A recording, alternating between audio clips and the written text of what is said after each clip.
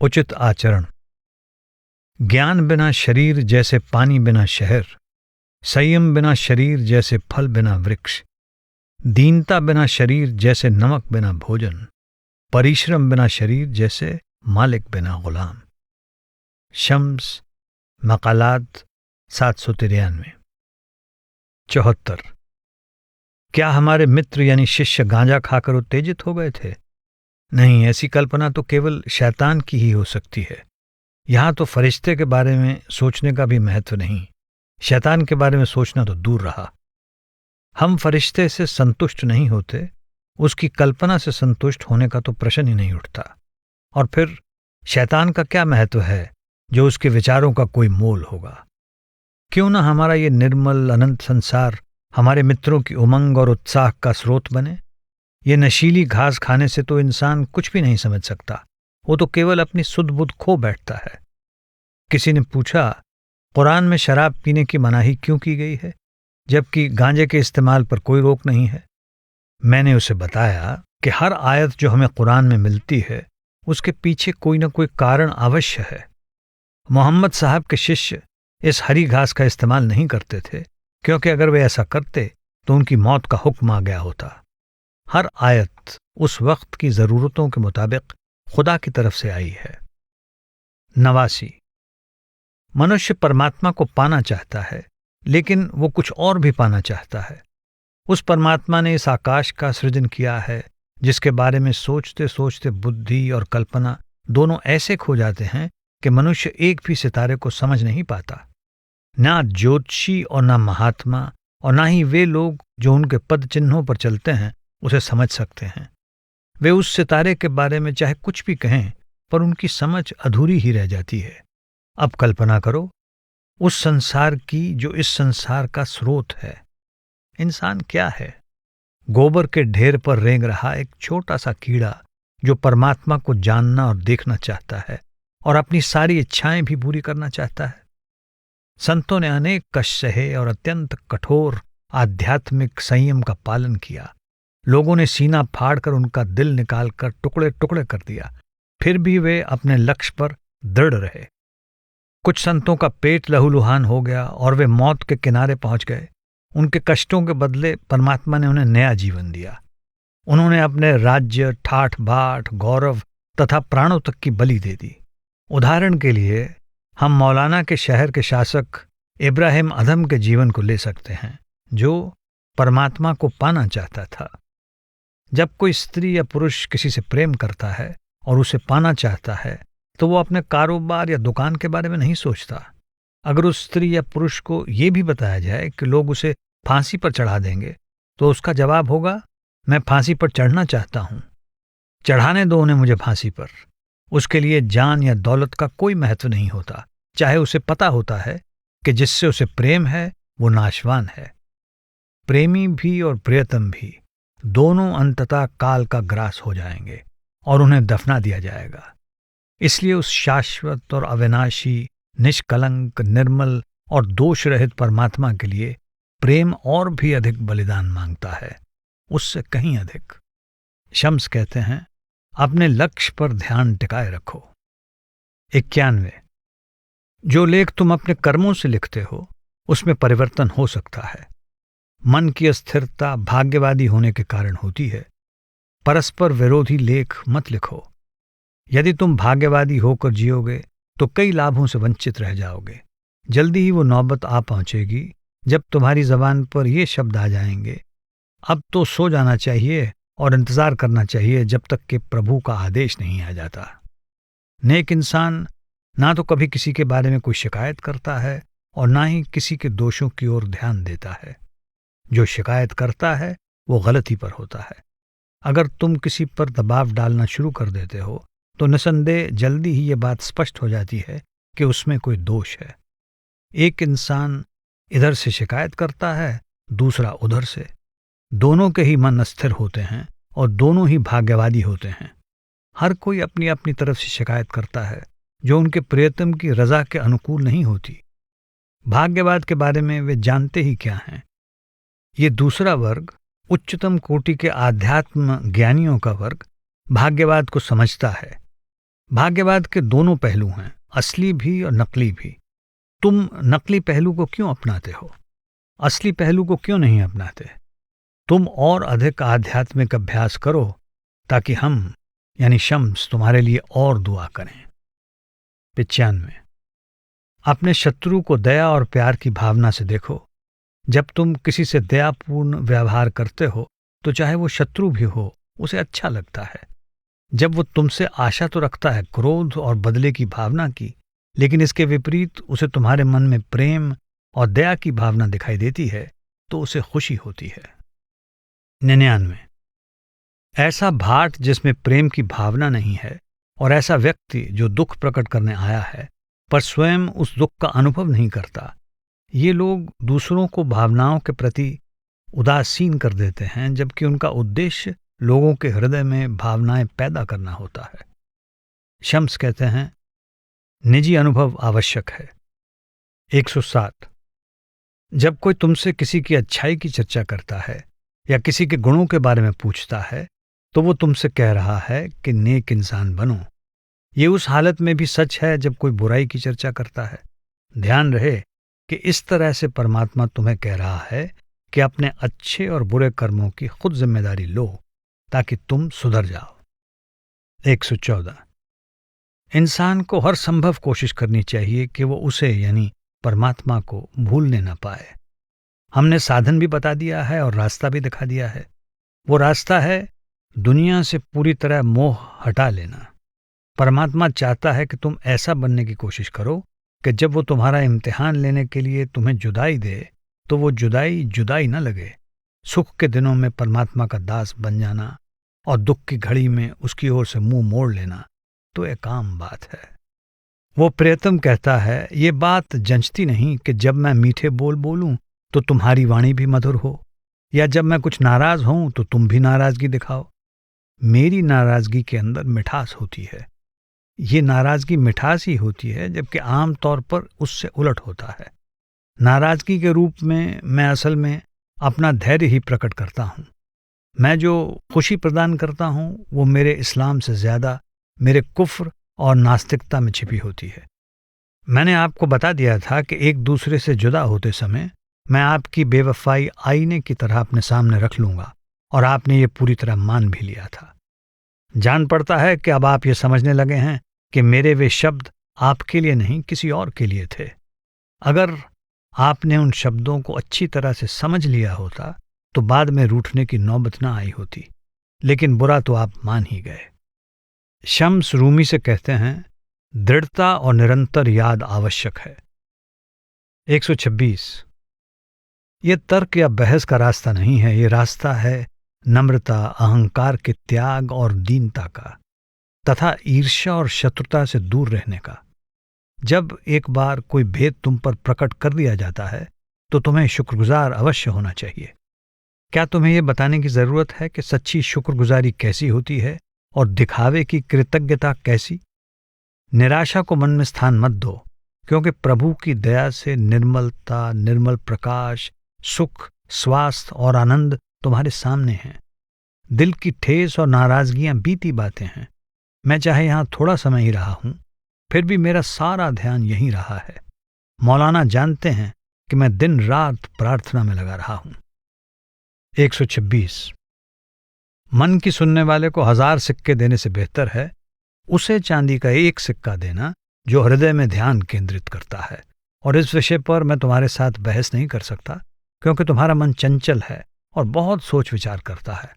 अगर मैं कुछ कहूंगा तो तुम जवाब में कुछ कह दोगे और फिर तुम मुझसे नाता तोड़ लोगे। शम्स कहते हैं, मन की सुनने वालों को हृदय में ध्यान केंद्रित करने वालों के बारे में बताना व्यर्थ है। 127-8। प्रेम तथा आज्ञा पालन से शेख को खुश करने और उसके खुश होने पर उसकी अपार दया के बारे में शम्स का रूमी के सबसे बड़े बेटे को उपदेश।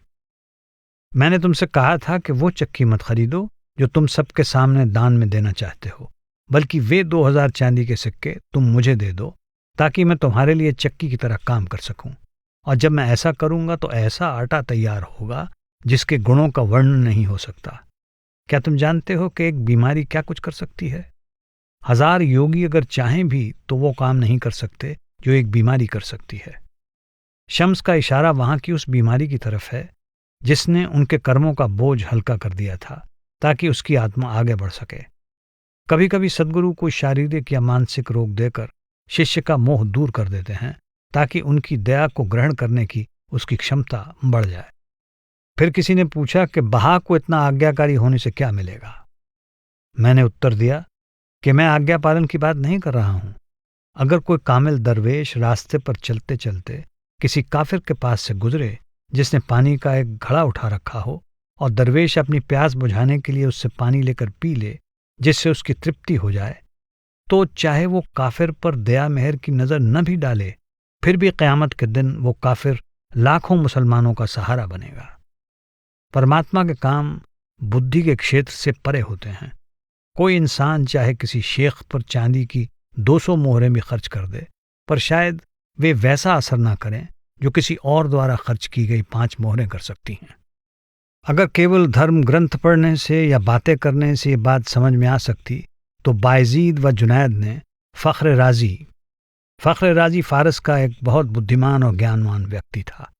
फ़ख्र राजी से ईर्ष्या के मारे दुनिया भर की खाक जरूर अपने सिर पर डाल ली होती।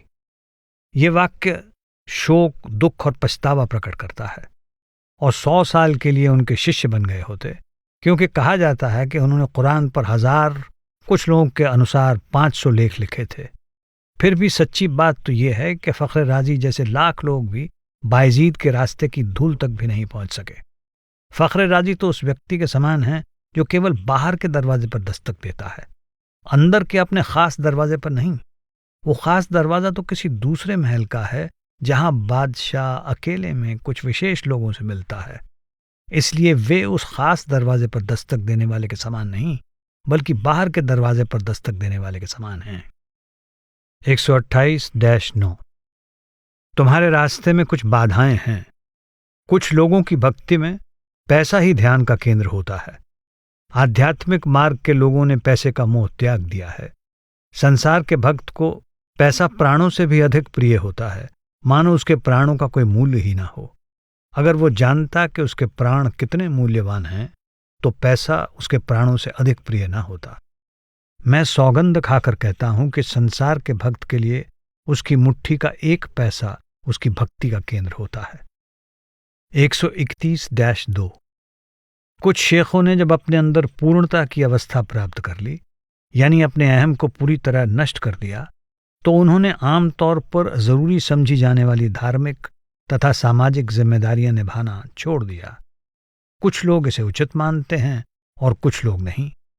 मेरे यानी शम्स के साथी कहते हैं कि पहले वुजू यानी बाहर की सफाई के बाद दूसरा वुजू यानी अंदर की सफाई करना उजाले पर और अधिक उजाला करने के समान है। इससे फायदा ही फायदा है। जो अपनी धार्मिक तथा सामाजिक जिम्मेदारियां पूरी करने में विश्वास नहीं करते, वे लोगों को आध्यात्मिक मार्ग दिखाने के योग्य नहीं हैं, क्योंकि आध्यात्मिक मार्गदर्शक तो समस्त संसार और संसार के लोगों का सहारा और आसरा होते हैं। शम्स कहते हैं, जिन्होंने पूर्णता प्राप्त कर ली है वे खुशी से सामाजिक नियमों तथा मर्यादाओं का पालन करते हैं और अपने शिष्यों को भी ऐसा करने का आदेश देते हैं। इसमें कोई संदेह नहीं कि अंदर की गंदगी को साफ करना जरूरी है, क्योंकि अंदर की तिल मात्र गंदगी वो गुल खिला सकती है जो बाहर की लाख गंदगियां भी नहीं खिला सकती। और वो पानी कौन सा है जिससे अंदर की गंदगी को धोया जा सकता है? 3-4 मशकों में भरे आंसू, पर हर तरह के आंसू नहीं। केवल प्रभु के सच्चे प्रेम में बहे आंसू ही ये गंदगी दूर कर सकते हैं। इसके बाद इंसान को सुरक्षा और मुक्ति की सुगंध का सुखद अनुभव होगा। तब तुम उससे चैन की नींद सोने को कहना, पर फिर वो सो कैसे सकता है जब वो प्रभु के साथ है। शम्स कहते हैं, विरह से मन की सफाई होती है। जरूरत के एहसास और सच्चे प्यार के बिना बहने वाले आंसू कब्र के किनारे से आगे नहीं जाते, वे वहां से लौट आने वालों के साथ ही लौट आते हैं। जो आंसू मरने वाले की कमी महसूस करते हुए निकले हैं, वे मरने वाले के साथ कब्र में जाएंगे। क़यामत के दिन उसके साथ उठ खड़े होंगे और आगे परलोक की ओर बढ़कर परमात्मा तक पहुंचेंगे।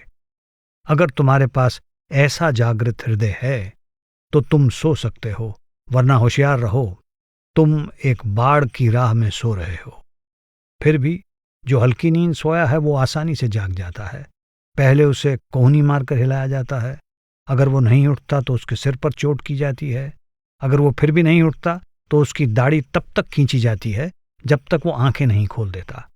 जब एक बार वो बाढ़ आती देख लेता है तो सारा कष्ट भूल जाता है और झुककर जगाने वाले के कदम चूम लेता है। अगर कोई शत्रु गहरी नींद में सोए किसी व्यक्ति का आधा गला काट देता है तो उसकी आंखें भी नहीं खुलेंगी, लेकिन अगर वो अपनी आंखें खोल ही लेता है तो वो अपने शत्रु को अपना काम तमाम करते देख सकता है। शम्स कहते हैं, हृदय का जागृत होना आवश्यक है।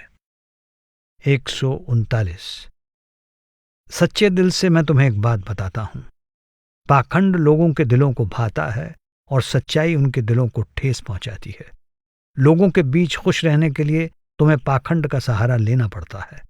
ज्यों ही तुम सच्ची बात कहोगे तुम्हें किसी पहाड़ या रेगिस्तान का रास्ता पकड़ना पड़ेगा, क्योंकि तब तुम लोगों के बीच और अधिक नहीं टिक सकोगे। 140। किसी एक वर्ग के लोगों का मानना है कि जब एक बार उनका मन अंदर टिकने लगता है तो फिर उन्हें बाहरी तौर पर नमाज पढ़ने की जरूरत नहीं होती। अपनी मंजिल पर पहुंच जाने के बाद रास्ते की खोज में लगे रहना शर्म की बात समझी जाती है।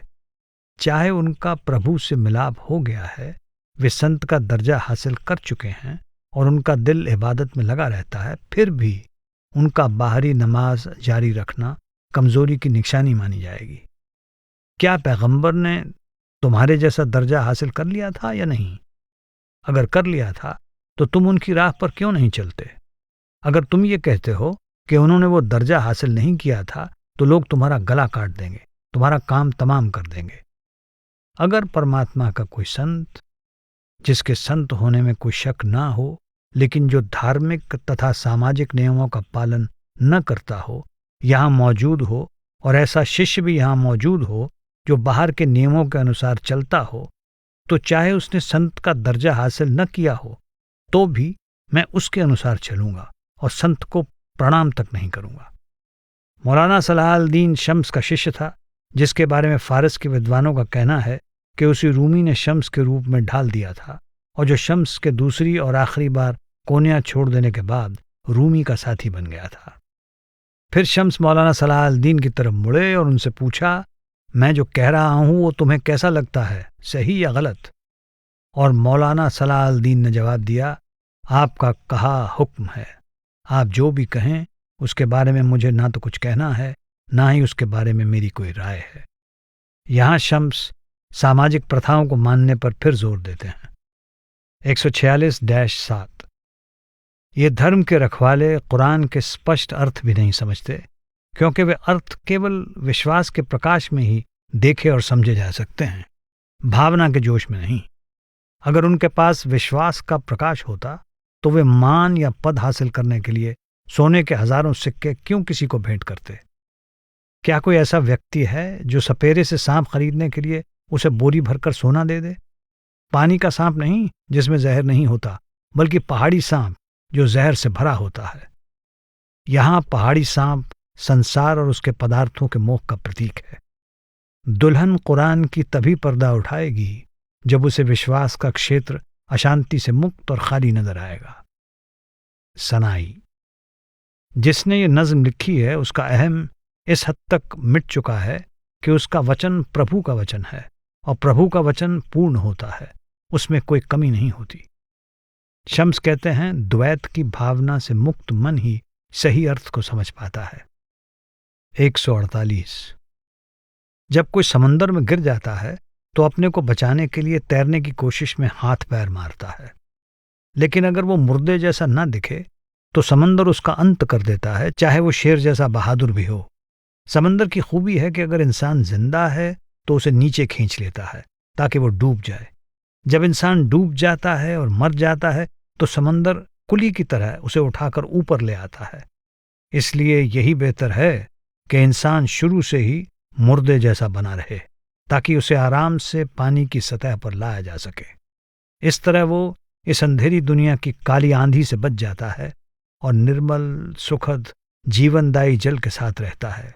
प्रभु के सेवकों में समंदर भी एक सेवक है। खैर, अगर ये सब तुम्हारी कहानी नहीं है तो इसका कुछ हिस्सा तो है ही, और कुछ हिस्सा तुम्हारे साथियों की कहानी है। अगर अभी तक ये सब तुम्हारे साथ नहीं घटा है तो आगे चलकर घट जाएगा। शम्स कहते हैं, जो संसार की ओर से मृत हैं और अपने अंदर प्रियतम के संग हैं, वे मुक्त हैं। 149। आंतरिक दशा और बाहरी रूप पर शम्स के विचार।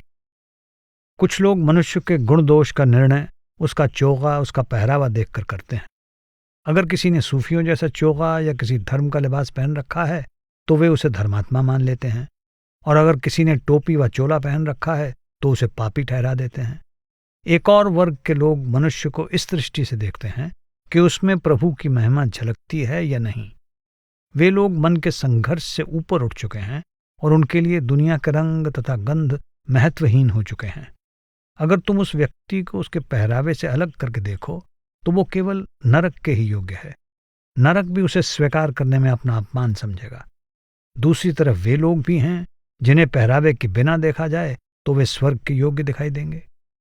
उधर एक और व्यक्ति है जो प्रार्थना के लिए प्रार्थना स्थल पर बैठा ऐसा इरादा कर रहा है जो उसे उस इंसान से भी बदतर बना देता है जिसका पराई औरत से संबंध है। चुगलखोरी व्यभिचार से भी बुरी है, क्योंकि व्यभिचार का एक बार पता चल गया तो दोषी को सजा मिल जाएगी और मामला खत्म हो जाएगा। अगर इंसान पश्चाताप करे तो एक अच्छी आदत उसकी बुरी आदत की जगह ले लेगी, लेकिन चुगलखोर अपनी आदत से कभी छुटकारा नहीं पा सकता, चाहे वो योगी बनकर हवा में उड़ने की योग्यता भी क्यों न प्राप्त कर ले। अगर किसी का पहरावा भी धर्मात्माओं जैसा है और उसके मन की वृत्ति भी धर्मात्माओं जैसी है तो वो व्यक्ति प्रकाशपुंज हो जाता है। 150। दान इस तरह से दो कि कोई तुम्हें दान देते हुए न देखे, क्योंकि देखने वाले को कुछ न भी हो तुम्हारे कार्य से ईर्ष्या तो हो ही सकती है। 161। दुनिया में सब धोखाधड़ी और भ्रष्टाचार इसलिए होता है कि दूसरे की नकल करने के लिए कोई बिना सोचे समझे या तो उसका विश्वास कर लेता है या उसकी बात को नकार देता है। नकल का रूप बदलता रहता है, वो कभी जोश से भरी होती है और कभी बेजान। नकल करने वाले को मुसलमान कहना उचित कैसे हो सकता है। 163। किसी ने पूछा, क्या ये हमारे मन की चंचलता और अस्थिरता है कि हम एक पल तो खाने पीने में मस्त होते हैं और दूसरे ही पल मन के साथ लड़ाई कर रहे होते हैं? शम्स ने उत्तर दिया, नहीं, संतों और पैगंबरों का भी यही हाल था, लेकिन वो चाहे भक्ति कर रहे होते थे या कुछ खा रहे होते, उनका ध्यान अपनी आत्मा का उत्थान करने में लगा रहता था, मन को सुधारने में नहीं। जब लड़ाई चल रही हो तो आराम का वक्त भी लड़ाई में ही गिना जाता है। दोनों में परस्पर विरोध नहीं है, लेकिन तुम अपने को उन हस्तियों के बराबर नहीं मान सकते। अगर तुम भक्ति और अपनी करनी में उनके बराबर होते तो तुम अपने अंदर वो ढूंढ पाते जो उन्हें मिला, और तुम्हारी भावनाएं भी उन जैसी ऊंची होती। शम्स कहते हैं, मन के साथ संघर्ष करना कभी नहीं भूलना चाहिए। 178। तुम दुनियावी जरूरतें पूरी करने के लिए ज्ञान क्यों प्राप्त करते हो? ज्ञान की डोरी का उद्देश्य यह है कि तुम इसकी सहायता से कुएं से बाहर निकल आओ, ना कि एक कुएं में से निकलकर दूसरे कुएं में जा गिरो। तुम्हारी दिलचस्पी ये जानने में होनी चाहिए कि तुम कौन हो, तुम्हारा असली स्वरूप क्या है, तुम यहां क्यों हो, कहां से आए हो, कहां जा रहे हो, इस वक्त क्या कर रहे हो, और तुम्हें अब किस दिशा में जाना है। शम्स कहते हैं, ज्ञान की डोरी का काम अज्ञानता के कुएं में से बाहर निकलने में हमारी सहायता करना है। 179। गुनाह पर शम्स के विचार।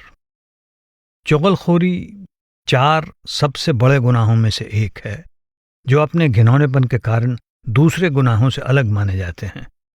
पहला गुनाह चुगलखोरी है, दूसरा झूठा दोष लगाना, तीसरा हत्या करना और चौथा अत्याचार करना।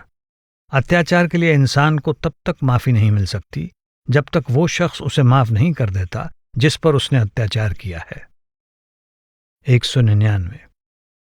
जब तुम्हें मुर्शद के चेहरे पर नाराजगी झलकती दिखाई दे तो भी मुर्शद का ही आसरा लो और उसकी संगति में रहो, जिससे तुम्हारा व्यवहार मधुर हो जाए। उस नाराजगी के बादल में ही तुम्हारी तरक्की छिपी है। उस बादल के नीचे पूरी तरह विकसित हो जाने पर अंगूरों और दूसरे फलों की तरह तुम में भी मिठास आ जाएगी। 199 200। दुनिया में भले लोग तो हैं, परंतु यहां ज्ञान की बहुत कमी है। हो सकता है कि एक नेक इरादे वाला लेकिन ज्ञानहीन व्यक्ति कहे, मुझे परमात्मा पर विश्वास है, लेकिन ये न जानता हो कि किस पर भरोसा करे।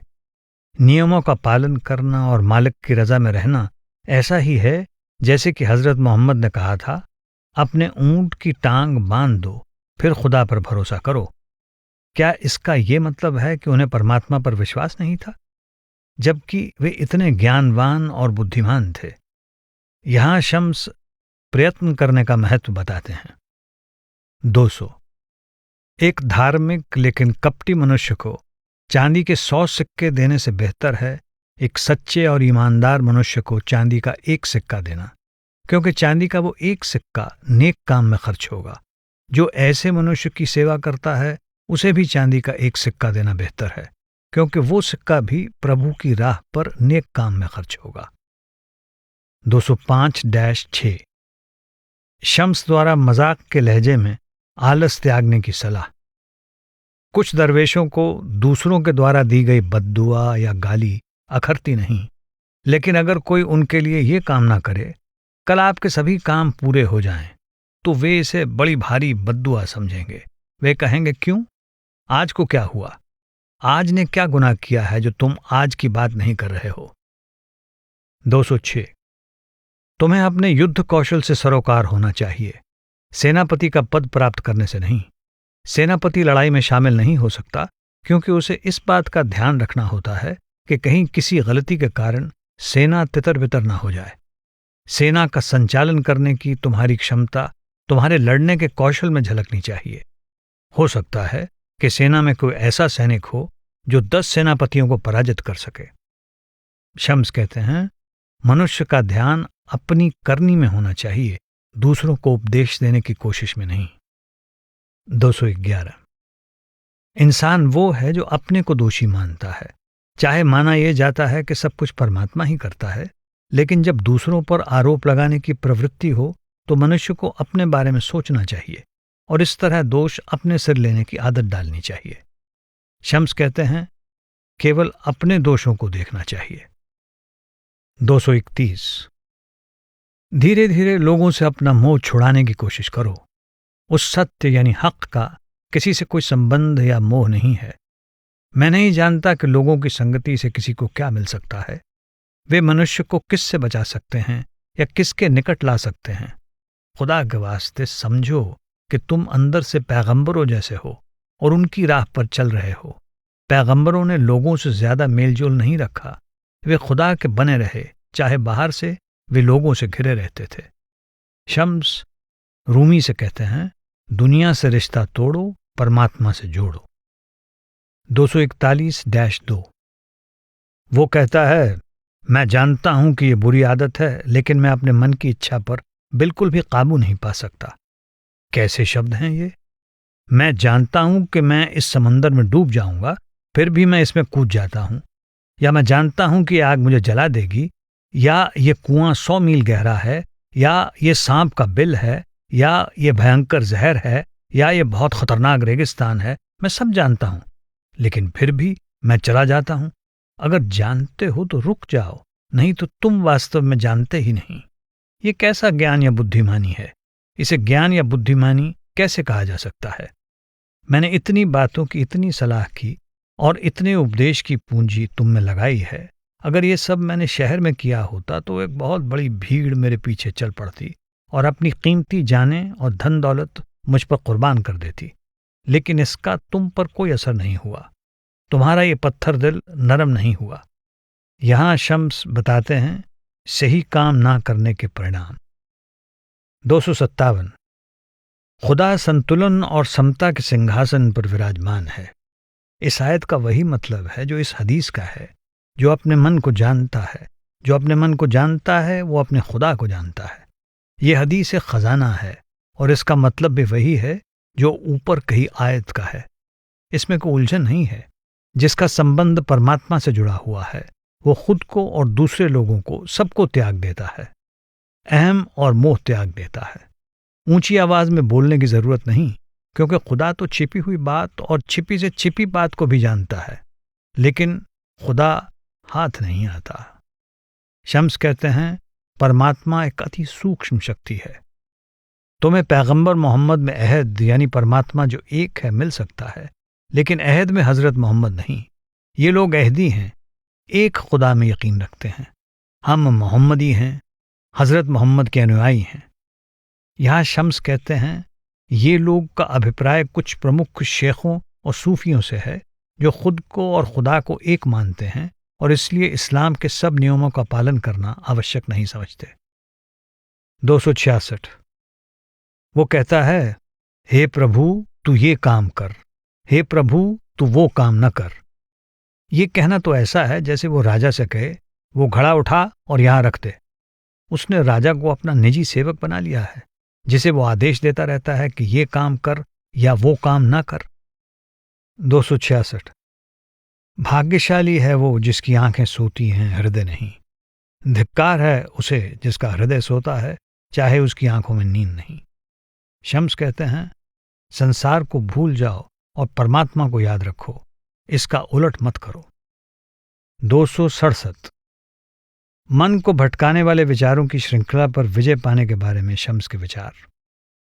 मैं और किसी की अपेक्षा अपने अधिक निकट हूं, परंतु फिर भी मुझे अपने सिर और दाढ़ी तक की सुध नहीं है, तो तुम्हारी सुध मुझे कैसे रहती?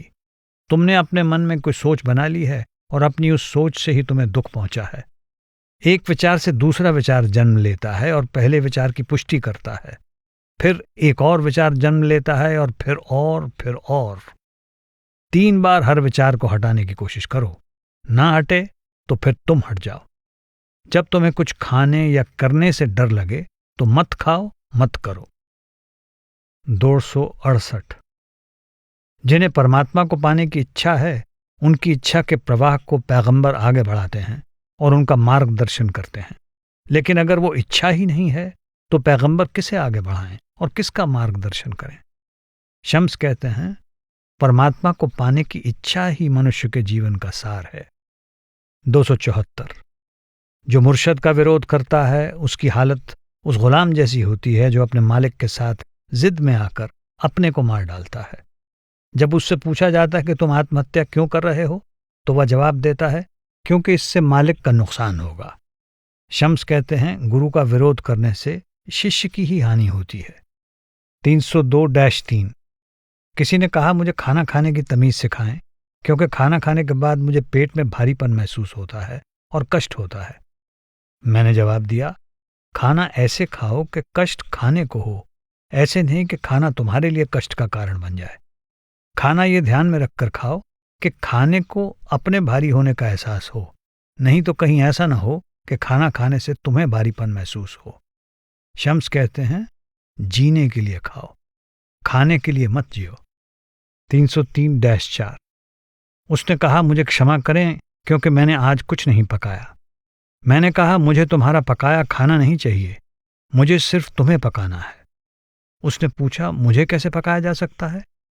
और मैंने जवाब दिया, तुम कैसे शिष्य हो जो मेरे शब्दों में छिपे अर्थ को नहीं समझ सकते? उसने कहा, अगर वचनों और उनकी तह में छिपे अर्थों के बारे में कोई संदेह ना होता तो मुसलमान महात्माओं को अपने धर्म ग्रंथों के अर्थों को लेकर मतभेद ना होता। मैंने कहा, इस्लाम की रूहानी हस्तियों की राय अलग अलग कैसे हो सकती है? वे एक दूसरे की बात को कैसे काट सकते हैं? ये तो तुम सोचते हो कि उनकी राय एक दूसरे से नहीं मिलती और वे दूसरे की राय को गलत समझते हैं। अगर अबू हनीफे की शाफेई से मुलाकात हो जाए तो वे शाफेई के सिर को हाथों में लेकर उनकी आंखें चूम लें। परमात्मा के भक्त उसके संबंध में एक दूसरे का विरोध कैसे कर सकते हैं? मतभेद हो ही कैसे सकता है? ये सिर्फ तुम्हें दिखाई देता है। खुद को कुर्बान कर दो ताकि तुम्हें दुई से छुटकारा मिल जाए। उसने पूछा, वो वक्त कब आएगा जब मैं कुर्बानी की इस कहानी से छुटकारा पालूंगा? मैंने जवाब दिया, खुद की कुर्बानी दो, तब तुम्हें कुर्बानी से छुटकारा मिल जाएगा। जब प्रार्थना करते हुए तुम कहते हो कि परमात्मा महान है, तो मतलब मन की कुर्बानी देना होता है। मन कब तक हावी हुआ रहेगा? जब तक तुम में झूठा अभिमान है और तुम्हारी अलग हस्ती कायम है। तुम्हें कहना चाहिए परमात्मा महान है, और साथ ही खुद की कुर्बानी देने का पक्का इरादा भी करना चाहिए। जब तुम प्रार्थना शुरू करते हो तो कब तक तुम उस बुत यानी अपने अहम को अपनी बाहों में लिए रहते हो? तुम बार बार कहते हो परमात्मा महान है, लेकिन पूरा वक्त अपने उस बुत को एक नास्तिक की तरह कसकर गले से लगाए रखते हो। शम्स कहते हैं अहम को जड़ से उखाड़ फेंको। 305-6। उसने पूछा, जब आप कहते हैं कि ऐतराज नहीं करना चाहिए तो फिर आप क्यों ऐतराज करते हैं? मैंने कहा, जब तुम मुझसे इस तरह बात करते हो तो तुम्हारे कहने का मतलब होता है कि मैं कुछ नहीं जानता और तुम जो मेरे शिष्य हो मुझे सिखा रहे हो। गुरु और शिष्य के बीच ये उचित नहीं। शिष्य से इस तरह के व्यवहार की अपेक्षा नहीं की जाती। और फिर अगर शिष्य एक बार ऐतराज कर दे तो गुरु को कोई आज़ादी नहीं रहती, उसकी अपनी कोई मर्जी नहीं रहती। मुझे पूरी आज़ादी होनी चाहिए ताकि मैं अपनी मर्जी से जाऊं, अपनी मर्जी से बैठूं या सोऊं। अपनी मर्जी का मालिक होना मेरे लिए ज़रूरी है। जब तुम मेरे साथ होते हो तो मेरी मर्जी तो रहती ही नहीं। मुझे या तो तुम्हारे रास्ते पर चलना पड़ता है या तुम्हें मेरे। मुझे या तो मालिक बनकर रहना पड़ता है या नौकर, और दोनों हालात में आज़ादी ख़त्म हो जाती है। फ़कीर किसी का मालिक नहीं होता, ना ही फ़कीर का कोई मालिक होता है। शम्स का कहना है कि गुरु की स्वतंत्रता के लिए ज़रूरी है कि शिष्य उसकी किसी बात पर ऐतराज़ न करे। 309। औपचारिक वज़ू में असली वज़ू के भ्रम पर एक अश्लील टिप्पणी। अगर ये काफिर 100 साल भी बोले तो मैं ऊबूंगा नहीं। जो ऊब जाता है और विरोध करता है उसे मैंने जला डाला है। सहनशील होने के लिए अहम को जलाना पड़ता है, और मैंने अपने अहम को भस्म कर दिया है, क्योंकि नए सिरे से निर्माण करने के लिए उसे नष्ट करना ज़रूरी था। इंसान बहुत कुछ जानता है, लेकिन ये नहीं जानता कि उसकी सबसे अधिक भलाई किस में है। वो ये सोचकर कोई काम करता है कि इससे उसकी हालत सुधर जाएगी। उसने छेद को कुछ और समझ लिया है, और शौचालय यानी इस दुनिया में बैठा वो कहता है, मुझे स्वर्ग की सुगंध से तरोताज़ा कर दो। संकेत एक प्रार्थना की ओर है जो वुज़ू के दौरान नाक साफ करते हुए बार बार की जाती है, ताकि नाक साफ होकर दिव्य सुगंध ग्रहण कर सके। प्रार्थना तो सही है, लेकिन छेद के बारे में उसे गलतफहमी है। 312। कोई व्यक्ति दुनिया के बारे में शिकायत कर रहा था। मैंने उसे समझाया कि बड़ों की दृष्टि में दुनिया एक खेल और एक मजाक है, लेकिन बच्चों की दृष्टि में एक भारी जिम्मेदारी। अगर तुम्हें खेलना और मजाक करना अच्छा नहीं लगता तो मत खेलो, लेकिन अगर सहन कर सकते हो तो हंसते हंसते चपत लगाओ और खाओ, क्योंकि खेल का आनंद हंसने में है, रोने में नहीं। शम्स कहते हैं, प्रभु की राह पर हंसते हंसते चलो। 314। खुदा के लिए कोई ऐसा पेशा सीख लो जिससे दाल रोटी कमा सको। कब तक ऐसे परेशान होते रहोगे? 315। अगर कोई तुमसे कहे कि किसी ने तुम्हें ईर्ष्यालु कहा है तो ये जवाब दो, ईर्ष्या 2 तरह की होती है। एक ईर्ष्या इंसान में जोश भर देती है। इस तरह की ईर्ष्या हो तो कहो, किसी की विशेषताओं या गुणों में मैं उससे कम क्यों रहूं? ये सोचकर तुम और ज्यादा कोशिश करोगे और ये ईर्ष्या तुम्हें स्वर्ग ले जाएगी। मैं रोज जो कुछ कहता हूं तुम्हारे दिलों में इस तरह की ईर्ष्या जगाने के लिए कहता हूं। दूसरी तरह की ईर्ष्या तब होती है जब मेरे कोई उपकार करने पर तुम ईर्ष्यावश ये चाहते हो कि मैं फिर उपकार न करूं। तुम मुझे परोपकार से दूर रखना चाहते हो। इस तरह की ईर्ष्या तुम्हें नरक में पहुंचा देगी। शम्स यहां कहते हैं, क्या हम अपनी पूरी कोशिश कर रहे हैं या दूसरों को ऐसा करने से रोक रहे हैं? 315-6। उल्टी पलटी बातें करने वाले शम्स के अनुसार संतों के प्रति शत्रुता व्यक्त करने का ढंग। हुजूर, ये आपका ही घर है, आप यहां से मत जाएं, मैं चला जाऊंगा और मैं अपनी कृतज्ञता प्रकट करने के लिए कुछ दान भी दे जाऊंगा। जो परमात्मा के संतों के साथ द्वेषपूर्ण व्यवहार करते हैं वे समझते हैं कि वे उनका अहित कर रहे हैं। उनकी ये सोच गलत है। वे तो उन पर उपकार करते हैं क्योंकि वे संतों को अपने प्रति उदासीन कर लेते हैं। संत सारे संसार के साथ इतनी सहानुभूति रखते हैं कि लोगों के लिए उनका प्रेम और उनकी चिंता उन पर बोझ बन जाती है। जब कोई व्यक्ति ऐसा काम करता है जो सहानुभूति के इस संबंध को काट देता है तो उनके मन पर से मानो एक पहाड़ जैसा बोझ उठ जाता है। वास्तव में जो शत्रुता का व्यवहार करते हैं वे ये नहीं जानते कि असली शत्रु कैसे बना जाता है।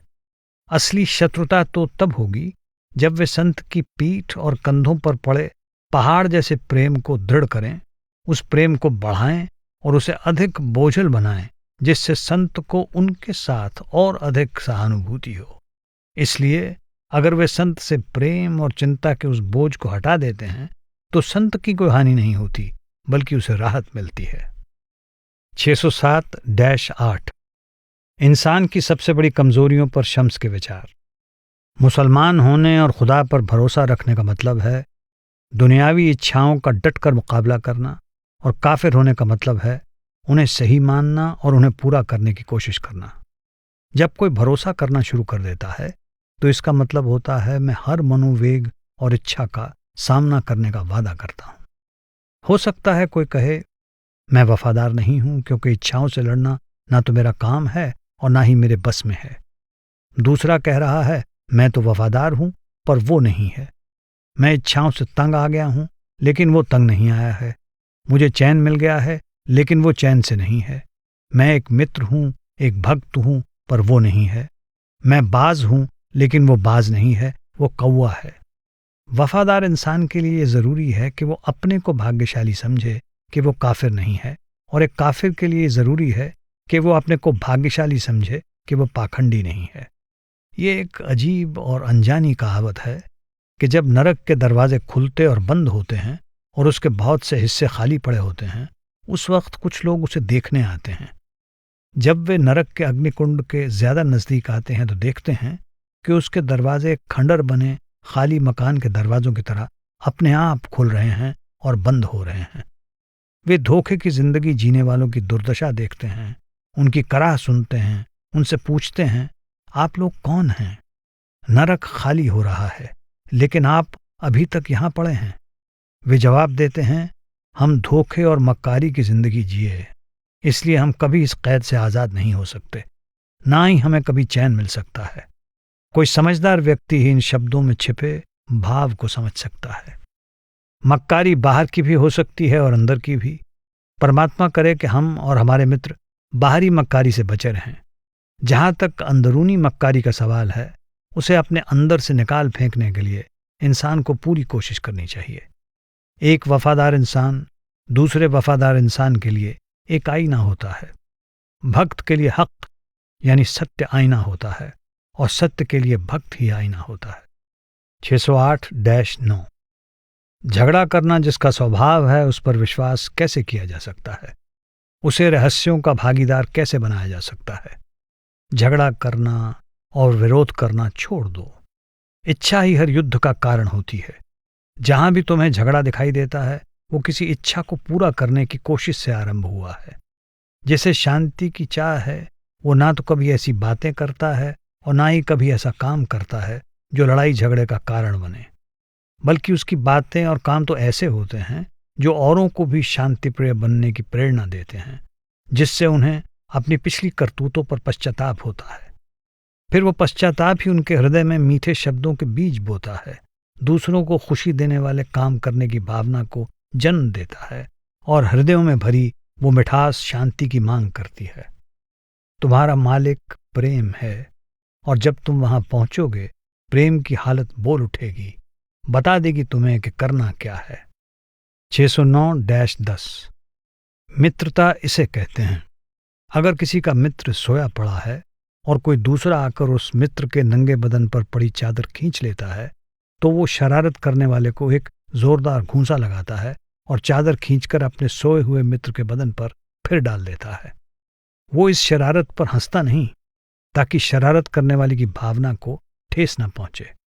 इस तरह के हंसी मजाक में साथ देना ना तो उचित है और ना ही ये मित्रता की निशानी है। 610 शम्स रूमी को बताते हैं कि उनके प्रति द्वेष भावना रखने वाले अपने अनुयायियों से उन्हें कैसे निपटना चाहिए।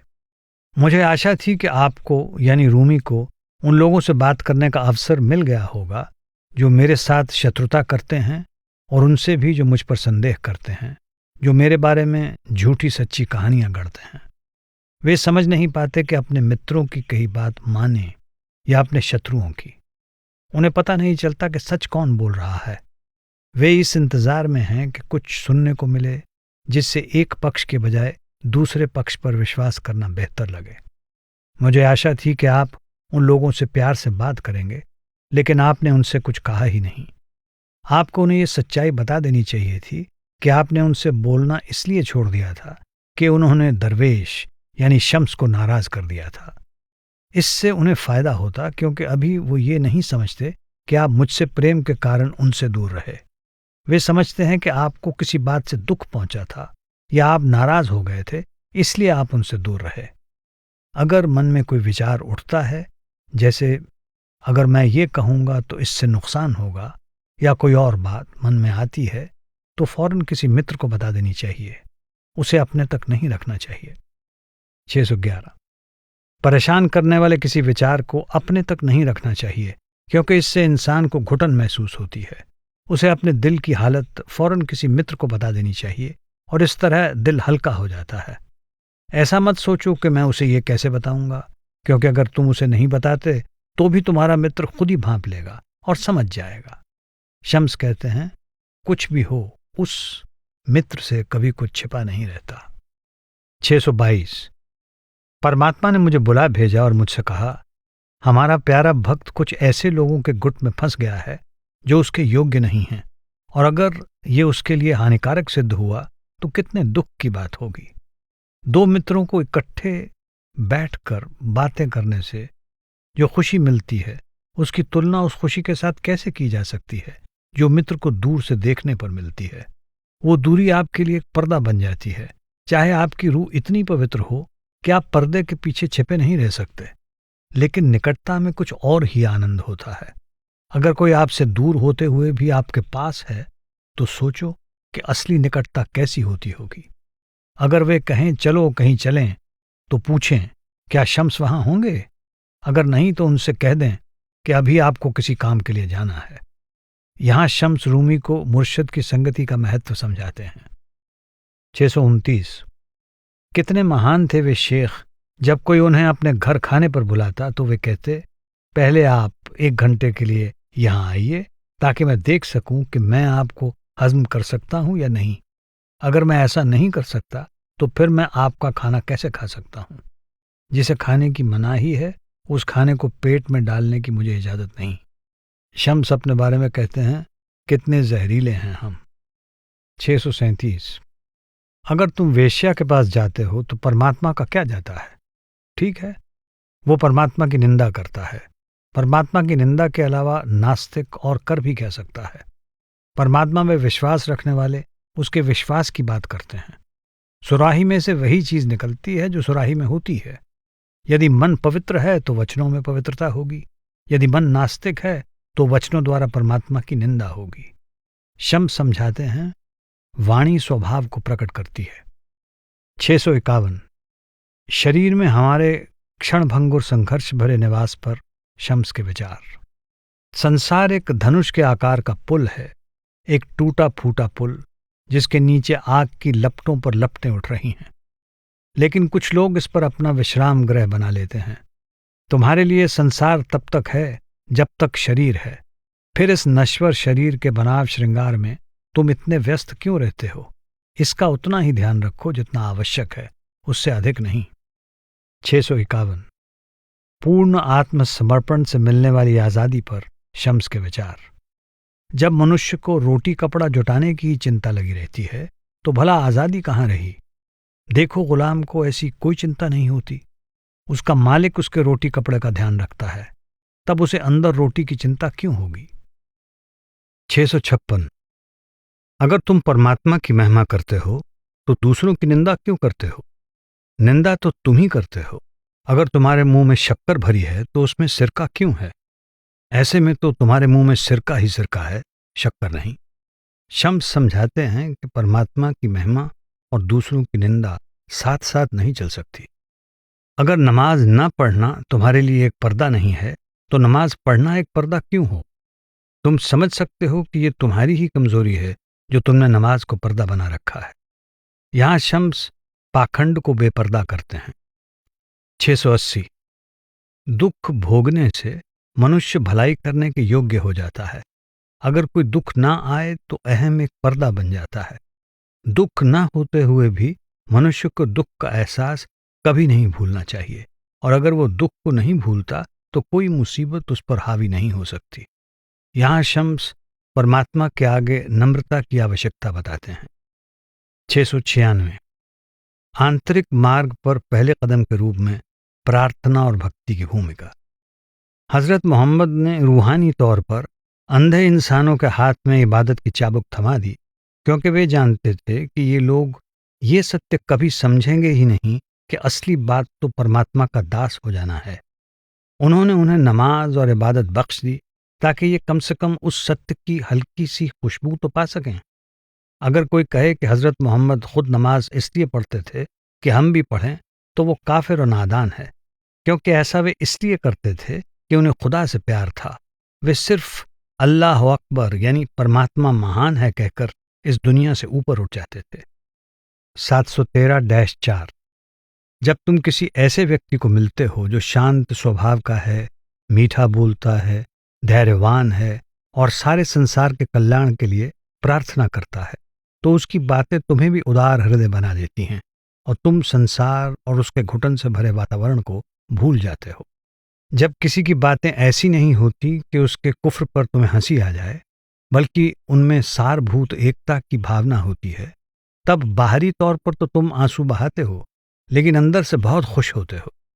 ऐसा व्यक्ति एक फरिश्ता है जिसका स्थान स्वर्ग में है, जिसकी बातों और बर्ताव में तुम्हें बनावटीपन, तनाव और रूखापन दिखाई देता है, और वे बातें तुम्हारे हृदय में उसी तरह रूखेपन की भावना जागृत करती हैं जिस तरह दूसरों की बातों से प्रेम की भावना उमड़ती है। वो शैतान है और उसका स्थान नरक में है। जो कोई इस रहस्य को समझता है और जिसके हृदय में ये बात बैठ गई है, वो इन शेखों की ओर ध्यान नहीं देता। मृत्यु उसके लिए शोक का कारण नहीं होती। वो अपने दिमाग यानी मन और इंद्रियों का कहा नहीं मानता। पशु अपने सिर यानी बुद्धि के सहारे जीता है, मनुष्य अपने सिर के सहारे। सिर का शाब्दिक अर्थ रहस्य है। सूफियों की भाषा में इसका अर्थ शब्द, इसमें आजम या कलमा है, और मनुष्य की आत्मा उसकी बूंद है। जो सिर के सहारे जीता है वो नहीं शायद ज्यादा गुमराह होता है। कुरान की इस आयत में परमात्मा कहता है, उनके पास दिल है और वे समझते नहीं, उनके पास आंखें हैं और वे देखते नहीं, और उनके पास कान हैं और वे सुनते नहीं। वे जानवरों जैसे हैं, नहीं शायद ज्यादा गुमराह हैं क्योंकि वे लापरवाह हैं। जो अपने सिर यानी शब्द रूपी रहस्य के सहारे जीता है, उसे हमने इज्जत बख्शी है। इस आयत में परमात्मा कहता है, हमने आदम के बेटों को इज्जत बख्शी है और उन पर खास मेहरबानी की है जो उन पर की गई मेहरबानी से ऊपर है, जो हमारी कायनात का एक बहुत बड़ा हिस्सा है। सिर इस सिर में कैसे समा सकता है? जब सिर सिर में नहीं समा सकता तो इस सिर का मैं क्या करूं? शम्स कहते हैं, सच्चा ज्ञान शब्द से प्राप्त होता है, बुद्धि से नहीं।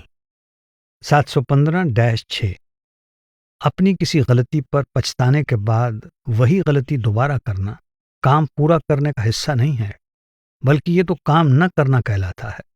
तुम्हें अपनी गलती पर पछताना चाहिए और वहां से तुम्हें अपना काम फिर से आरंभ करना चाहिए, क्योंकि लक्ष्य अत्यंत सूक्ष्म है।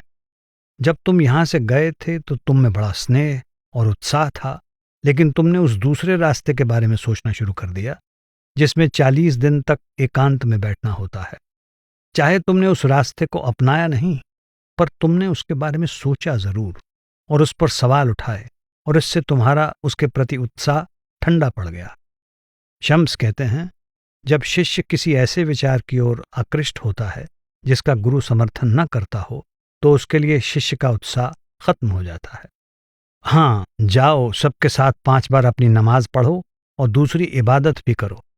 रात को अपनी पत्नी को सुला दो, अपने बेटों को किशमिश और बेटी को अखरोट खाने में लगा दो, और फिर तुम सुबह तक इबादत करो। ये इबादत स्वीकार होती है और यही हजरत मोहम्मद का धर्म है। ये इबादत करते हुए तुम अपने अंदर के सत्य में इतना खो जाओ कि बाकी की इबादत करते हुए तुम्हें ये भी खबर न रहे कि तुम इबादत कर रहे हो। खुदा के लिए ये जान लो कि इस तरह इबादत करने में गुफा में जाकर इबादत करने से कहीं ज्यादा असर है। शम्स कहते हैं, संसार में रहते हुए अपने अंतर में एकांत में रहने की आदत डालो। 731 तुम अपने को उसके भरोसे छोड़ दो, औरों से मदद मत मांगो। मैं थोड़ी देर में खुद ही तुम्हें बताऊंगा और बेहतर ढंग से और प्यार से बताऊंगा। जिसमें कुछ नम्रता है उसे मेरा मित्र बन जाने पर और अधिक नम्र और शिष्ट बनना चाहिए।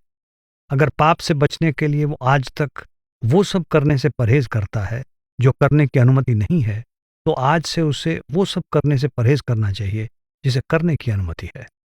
शम्स यहाँ पूरे गुरु के आगे पूर्ण आत्मसमर्पण की आवश्यकता समझा रहे हैं।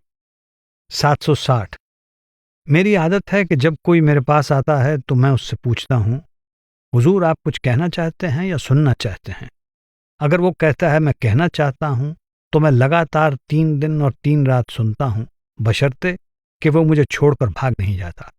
अगर वो कहता है मैं सुनूंगा तो मैं बोलता हूँ, लेकिन मैं ये नहीं चाहता कि हम दोनों एक साथ बोलें, क्योंकि ऐसा ना हो कि जब मैं बोलना शुरू करूं तो वो बीच में बोलकर मेरी बात का सिलसिला तोड़ दे।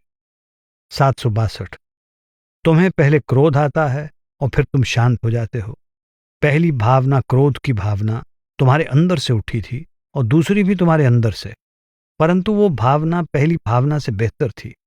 अगर शांत रहना क्रोध करने से बेहतर है तो तुम समझ सकते हो कि दया का स्थान कितना ऊंचा है। 763 मैं परमात्मा हूं, एक कथन जो मंजूर हल्लाज का माना जाता है। मैं परमात्मा हूं ये कहना उचित नहीं है और इसमें संदेह भी झलकता है, क्योंकि जब तुम मैं कहते हो तो वो परमात्मा कैसे हो सकता है? अगर वो मैं परमात्मा है तो फिर जिसे मैं कहा जाता है वो तो नंगा और अपमानित हो गया।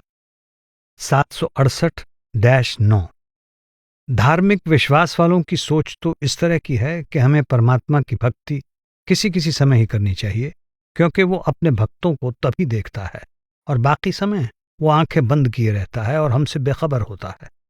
कुछ लोगों का सचमुच यही विश्वास है। जब से परमात्मा का अस्तित्व है वो सब देख रहा है, सब सुन रहा है और उसे सब खबर है। तुम ये क्या कह रहे हो? रमजान के दौरान गुनाह मत करो, वो तुम्हें देखता है। शाबान में गुनाह से बचो, वो तुम्हें देखता है। लेकिन जब शव्वाल में पहुंच जाओ तो अपनी बदी, बेईमानी और बदचलनी फिर से शुरू कर दो। आपके कहने से ये पता चलता है कि खुदा चला गया है, अब वो तुम्हें नहीं देखेगा और ना ही अगले रमजान तक उसे और कुछ पता चलेगा। इसलिए तुम कहते हो शराब और दिल बहलाव के वे सामान ले आओ जिनकी मनाही है, और फिर आओ शराब का आनंद लें। 769 ये उन थोड़ी सी अनजानी कहावतों में से है जिनकी याद तभी आती है जब कोई खास दिन हो और उनकी खास जरूरत पड़े। जो हर रोज तौबा करता है और फिर अपनी कसम तोड़ देता है, उसकी शैतान इसलिए हंसी उड़ाता है कि वो परमात्मा की भक्ति करने वाले उन लोगों में से नहीं है जो पाप करके पछताते हैं। अगर एक पहरेदार हंसी उड़ाता है तो अलग बात है, क्योंकि अगर पहरेदार बादशाह के सेवक से बदतमीजी करता है तो बादशाह उसके 2 टुकड़े कर देगा। लेकिन शैतान दरवाजे का पहरेदार है, वो दरवाजे के बाहर खड़ा है, उसे दूर रहने की बद्दुआ मिली हुई है।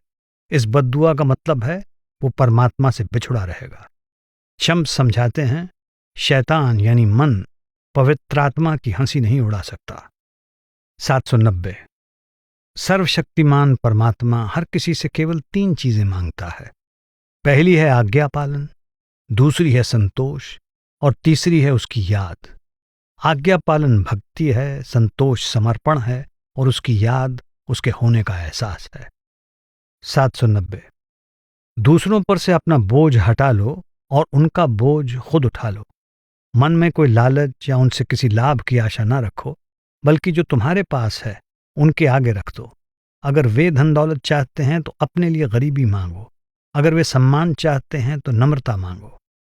792 जो परम पूज्य परमात्मा को याद रखता है, उसकी आत्मा के अलावा और सब आत्माएं इच्छाएं पूर्ण न होने के कारण प्यासी ही शरीर को छोड़ जाती हैं। 793 ज्ञान के बिना शरीर बिना पानी के शहर के समान है और संयम के बिना शरीर बिना फल के वृक्ष के समान है। दीनता के बिना शरीर बिना नमक के भोजन के समान है और परिश्रम के बिना शरीर बिना मालिक के गुलाम के समान है। 794 जबान को ज्यादा बोलने से पेट को ज्यादा खाने से और आंखों को ज्यादा देखने से रोको। 797। जिस तरह मौत से कोई नहीं बच सकता, उसी तरह किसी की रोज की रोटी उससे कोई नहीं छीन सकता। जब भाग्य निश्चित है तो योजनाएं बनाना व्यर्थ है। दया मेहर के बिना कोशिशें बेकार हैं। भाग्य से बचना संभव नहीं और लंबे जीवन की कामना करना व्यर्थ है। ऐ आदम की संतान, जब तुम मौत से नहीं बच सकते, अपनी सब इच्छाएं पूरी नहीं कर सकते, जब ये हो नहीं सकता कि तुम्हें अपनी रोज की रोटी न मिले और किसी और की रोटी तुम्हें मिल जाए, तो भले आदमी, तुम जी तोड़ मेहनत करके अपने शरीर को इतना कष्ट क्यों दे रहे हो। 797। समृद्धि संतोष में है, सुरक्षा एकांतवास में। स्वतंत्रता इच्छा रहित होने में है और सफलता धीरज रखने में। 797। जो लोभी हैं उनका कोई मान सम्मान नहीं होता और जो संतुष्ट हैं उनका कोई अपमान नहीं होता। जो आज़ाद हैं वे लोभ के गुलाम हो जाते हैं और जो गुलाम हैं वे संतोष करके आज़ाद हो जाते हैं। 810। जो कुछ सर्वशक्तिमान परमात्मा तुम्हें देता है, उसको अपना परम सौभाग्य मानकर स्वीकार करने में ही सुख है।